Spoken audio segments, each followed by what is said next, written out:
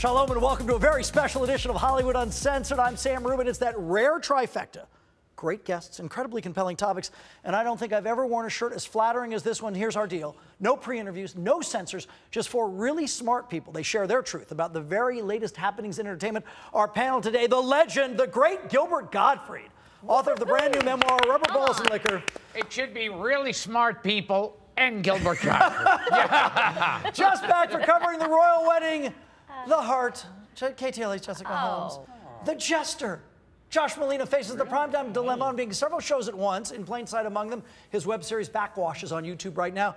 And the icon, Jaleel White, hasn't been Urkel for years, but the actor and writer has a lot going on, including the web series Fake It Until You Make It. And no faking here. Let's begin with the idea. There is something different about you show people from mere mortals. And if you don't believe me, enter into this conversation I just had with Will Ferrell. A great new independent movie called Everything Must Go.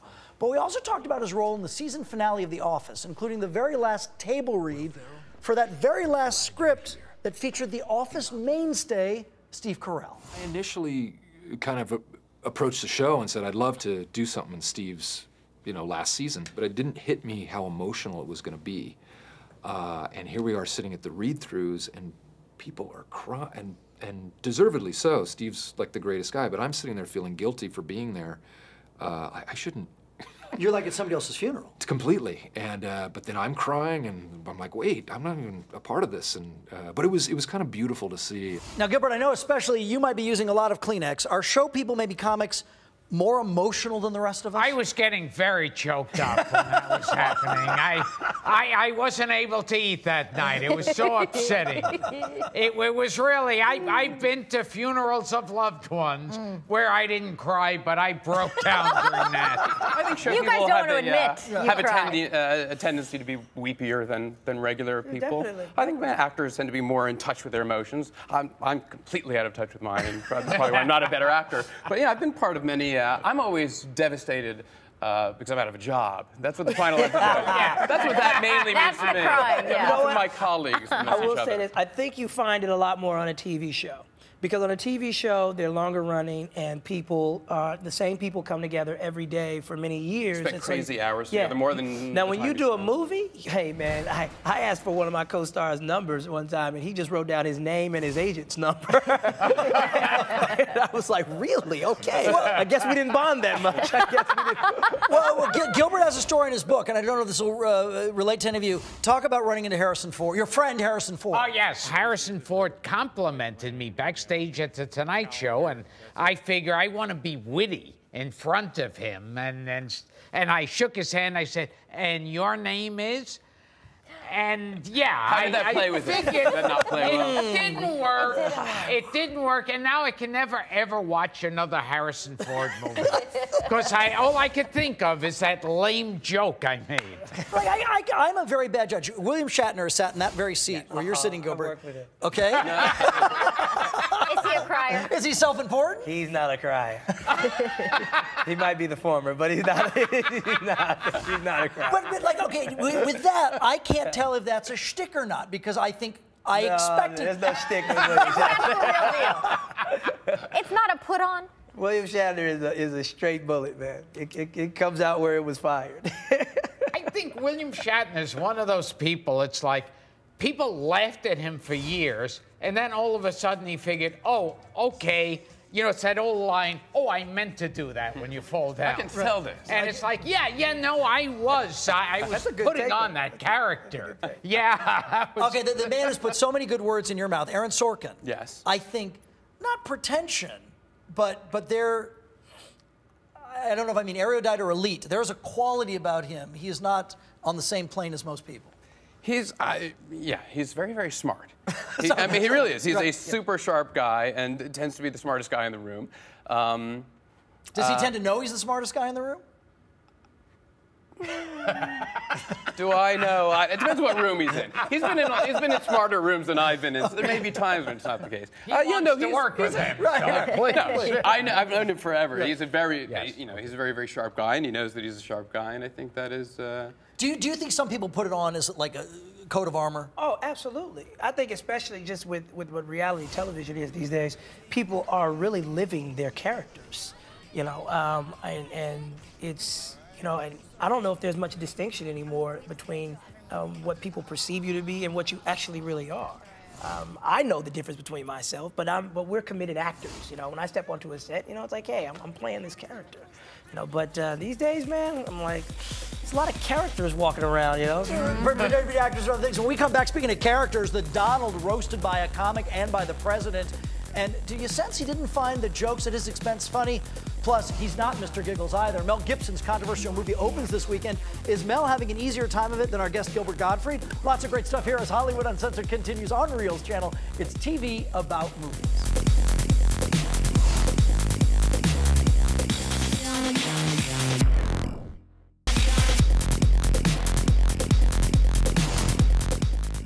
Welcome back. Find us on Facebook, Hollywood Uncensored, with our fan page, and we hope you will like us. Everyone likes Gilbert Gottfried. The new book, Rubber Balls and Liquor, which features a great I Took a Stripper Home story, among other tidbits. Bestseller out now. Also in the headlines right now, Donald Trump, the Celebrity Apprentice, a hit. The Donald successfully playing the game with the press, with the possibility of a presidential run, plus his reintroduction of the ridiculous birther issue at last weekend's White House Correspondents' Dinner. Now, the host, Seth Meyers, and the Commander-in-Chief really stuck it to the Donald. Donald Trump has been saying that he will run for president as a Republican, which is surprising since I just assumed he was running as a joke. Say what you will about Mr. Trump, he certainly would bring some change to the White House. Gary Busey said recently that Donald Trump would make a great president. Of course, he said the same thing about an old rusty birdcage he found. You fired Gary Busey. And these are the kind of decisions that would keep me up at night. Donald Trump owns the Miss USA pageant, which is great for Republicans because it will streamline their search for a vice president. Now, Josh Molina, I think those jokes are funny, and I think the only person, Jaleel, thinks they're hilarious, who didn't find them funny was Donald Trump. I agree. I think he made a strategic error. He had to know going in that he was going to get utterly roasted, and the only way to diffuse that is to laugh along with everybody else. I mean, he ends up looking just like an ass. No, for not laughing. I mean, that's the nature of these things. My man got skewered, man. I love it. I love it. You know, because we just, you know, the media just blows everything out of proportion. I mean, what president, regardless of race, has got to show his birth certificate to the American public? I mean, it was absolutely ridiculous. And instead of an apology, instead of just being, you know, apologetic at the end of it, you know, instead he was just like, I got him to do it. I win. Yeah. No, I'm the one who got him to do it. I thought that was the most remarkable insight. McCain couldn't accomplish it, and couldn't accomplish it. And then the thing that I thought was most shocking is he's like, I hope it's true. I hope it's true. So to trap this man in a banquet setting where he can't get out. Why didn't he show up days later? And then give comedy writers the best shot at you. I'm just like, man, hey, props to Obama, man. Great strategy. Talking about luring him into the hole. I thought it was no accident that President Obama decided to make his big announcement about capturing and killing bin Laden then during the last 10 minutes of Celebrity Apprentice. That was no accident. That was like, gotcha now. Gotcha. I would think, I mean, I thought Seth Meyers really did well. Oh, he gave it to Obama a little bit, too, and Obama took it well. And is that something where, do you think the Washington calls Hollywood and gets writers in on that? Either that or there's some people in Washington that just have some Hollywood talent that we need to know about, because that stuff was professionally written. If Donald Trump's feathers get ruffled by Seth Meyers, I don't think he's cut out to be... He'll make a fine president. Right. I would think the North Koreans would have sent him a little bit as well. So. And I kind of wonder if Obama was there with the writers sitting around going, well, can I make fun of his penis in here? I got a joke. Off limits. I will say this, though. It's very difficult in a room like that to just literally go, whatever their number was, 20 for 20. Nothing inappropriate was said, but everything was spot on. That's pretty good comedy. It is a pretty good ratio. We jump back right here. Mel Gibson jumps back into theaters this very weekend. Is Jodie Foster offering the proper defense for her co-star, or is he indefensible? Plus, later, the Green Lantern, Captain America, Thor. I'm sure I'm missing one or two or more of them. Is there a glut of superhero movies and what to do about it? We're super excited you're with us here for this edition of Hollywood Uncensored. We're back in a minute.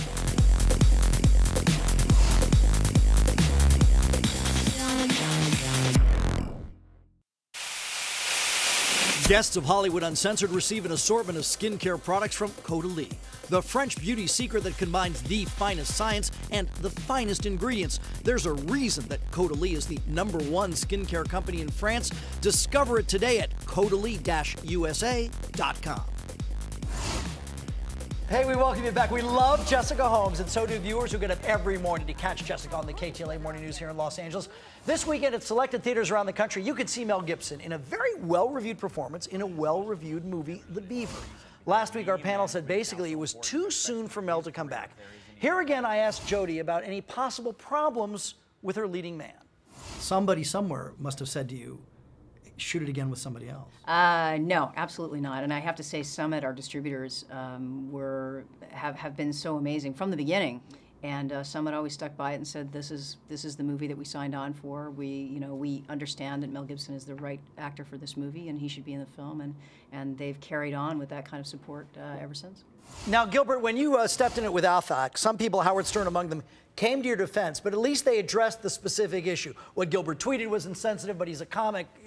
What's weird to me about Jodie Foster is that she steadfastly refuses to acknowledge that Mel's ever done anything wrong. Does she know something we don't? Here's my feeling about the whole thing. I feel, personally, someone should be forgiven for everything, except, of course, if they say something about the Jews, and which I will never, ever forgive. Yes, but anyone else, else. If he wants to put down Mexicans, it's with my blessing. You hate the Irish, God bless you. But if he puts down the Jews, I can't back him. I'm more offended by the title of that film. I think that is the worst title for a movie. I just think Mel just got too much money. Mel got too much money, man. Mel has so much. Mel had more money than Jesus. So, and that's a big account there, by the way. Jesus invested badly. But when I say that, when I say that though, I mean I'll qualify it. It's just that when you have the career that Mel has had, and you're getting up in your years. Sometimes when you make a mistake and people skewer you to this degree, there's just not a willingness to be as apologetic as you need to be. And I've just seen him in interviews, and it's just like, it's almost kind of like, we're not discussing that right now. It's like, dog, it's not up to you. I don't think he's feeling it. I don't think he is apologetic, and he has too much money to force himself to give a false apology, so he doesn't bother. But do you think people, when they're deciding what movie to go to this weekend, because quite candidly, they're going to read a bunch of reviews, and really respected reviewers. He's great, movie's very compelling, blah, blah, blah.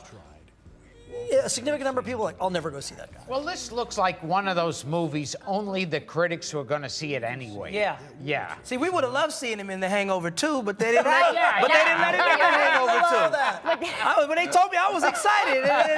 But then your boys, Jewish people, say, hey, you're going to be the Hangover 2. Do you think it was a Jewish cabal that prevented him from being in Hangover 2? God, I hope so. Yes, I was leading it.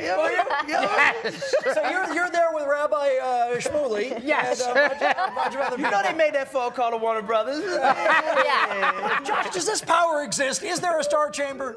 Oh, God, no. Or, look at my career. If there's any evidence that there is no Jewish control of the media. Either that or I'm on the outs with it. Just be curious, too. Yes. You think, just to go check it out, not admit that they checked it out, not tell their friends that they checked it out. I normally lean towards divorcing the man or the woman from the art. Right. Want to listen to Wagner, fantastic. I love Edith Wharton, Roald Dahl, all sorts of writers that don't particularly like Jews. But he is so demonstrably vile. He's such a filthy, misogynistic, anti-Semitic, racist asshole. Unload the thesaurus. That I actually, don't wish him career-wise well. And there's so many actors out of work and that are good actors, and why him? He does have $1 billion. Right. Be done. Yeah, be done. Did you feel blowback from the Affleck thing? It's a weird thing because when it first I got you first on the emails get like the psychos, who are this is the psycho. And they were all like, we want you dead and everything. And then immediately everybody said they enjoyed it. And then when you step outside your house, it's like everybody goes, hey, I liked it. or I didn't like it, but they all, no one has a problem with it. Well, in his defense, Gilbert's a comedian whose job is to make jokes. His personal style is to do it in an outrageous, envelope-pushing way. If you know him at all, and I've been following you for, I used to go, in high school, I used to take my fake ID and see you in Catch a Rising Star. So I'm a big fan. If you know Gilbert at all, you know that none of it comes from a real place of enmity or malice or anything. Mel Gibson, the complete opposite. And yet he has to deal with the blowback. And with me, I also felt like, I've said it before, it's like I've done this type of material before, so it's like if you wake up every day and have a bowl of cornflakes, and then one day you have a bowl of cornflakes and all hell breaks loose, like at first you go, oh, why did I eat those cornflakes? And then you go, well, no, I've been eating them every day for years. Well, on that, when we return here, it's hard to find that perfect partner, but it's easy to find a superhero in the theater this summer, from all those junior X-Men and women to Thor and more. But is it a few superheroes too many? Plus Hollywood's very best predictions. Crystal Ball is unsheathed. Stick with us here on Hollywood Uncensored.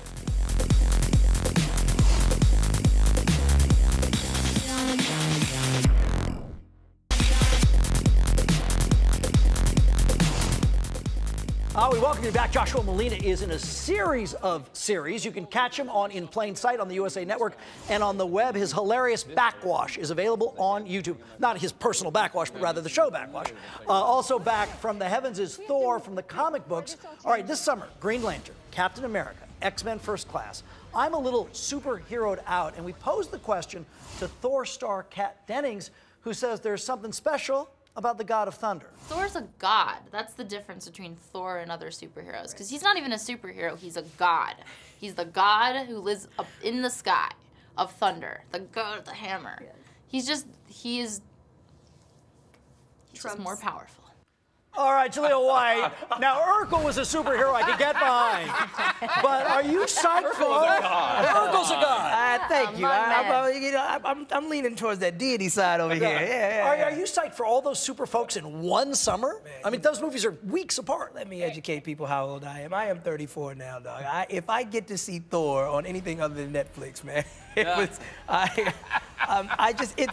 is a little much to me. It really is. But you know, Hollywood is not really as creative of a town as people think. It's really about, you know, putting out properties that people are familiar with so that they can guarantee the spend. It's an expensive movie. Everybody knows Thor. So it just seems like an easy buck. Easy buck, but not a good buck. But Josh Malina, Perhaps not. He's not going to see that movie. Right. I'm telling you that. He's mad he wasn't cast as Thor. I have a friend. My friend Clark Gregg is in it, so I will go see it. Okay, and he plays Agent Coulson in but like Clark Gregg is a real actor and a real filmmaker. And Kenneth Branagh is directing Thor. So that one has more interest to me than most of the others. After that actress described it, I'm running to see it. It's like a god, but he's really a god. And he is a god. But he's a god.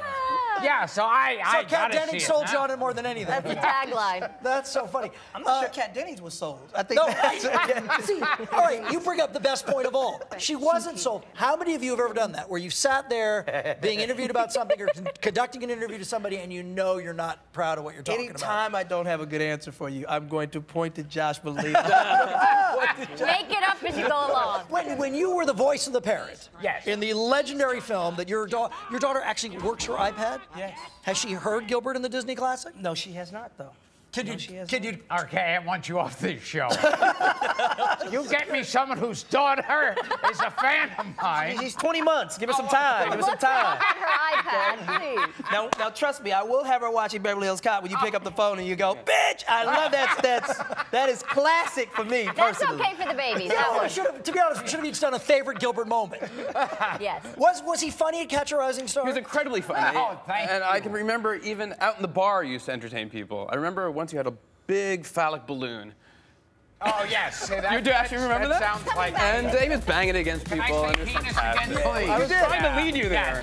On that, we're minutes away from the... Please catch Mel Gibson's new movie, The Vagina. Oh, there you go. Minutes away from the crystal ball and not a moment too soon. We'll talk about it as Hollywood Uncensored continues here.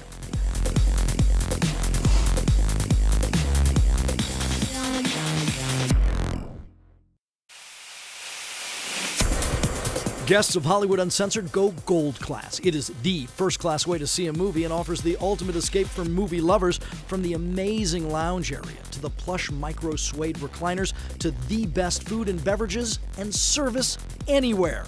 Check it all out at goldclasscinemas.com. Oh, like the Phoenix, we're back. Check out reels.com/Hollywood Uncensored, our show page. You can leave a comment. We would love to hear from you, and we love Jaleel White. And you can catch him on the web series Fake It Till You Make It, Crystal Ball Time, where our fearsome foursome give us one prediction from the world of entertainment that they know will actually come true. Here's Gilbert Gottfried. Julia Roberts will admit she's a transvestite. Don't ask me how I know this. I've been to her house. I've seen her in the shower. Jessica Holmes. I think Star Jones will win Celebrity Apprentice. Really? I do. Okay. But I think her and Nene will have one heck of a catfight that last week. And I also think, he'll make a big announcement. Donald Trump says he's going to make an announcement on the finale of the Celebrity Apprentice, saying that he will run for president. Oh, that'd be really shocking to me. That'd be interesting. Josh Molina. I'm going to continue with the reality TV. Okay. I think John Rich, is he? Yes. I think John Rich is going to win. Okay. I think James Durbin is going to win on Idol. I Dancing think with the Stars? Chelsea the Disney girl. Yes. What else? I only watch every reality show, so I feel like there's one more, but that'll come to me. All right, Jaleel White. I think in the coming years, the situation will be asked to present at the Emmys. No. And I believe that Donald Trump's hair is going to become embroiled in a serious controversy that it can't get out of. By itself. These are all sort of apocalyptic predictions. As for me, maybe all the suds are not yet popped for TV soaps. Moments after ABC announced that All My Children and One Life to Live would both be replaced by Yikes talk and makeover shows and cooking shows, comes word that the ratings for One Life to Live are actually improving. I think both soaps won't die. And while ABC may rid themselves of both of them, perhaps life at Landview will carry on elsewhere. Now, the soap opera that's our show is over. Thanks to this great panel. We thank you so much for watching. I'm Sam Rubin. We'll see you next time on Hollywood Uncensored.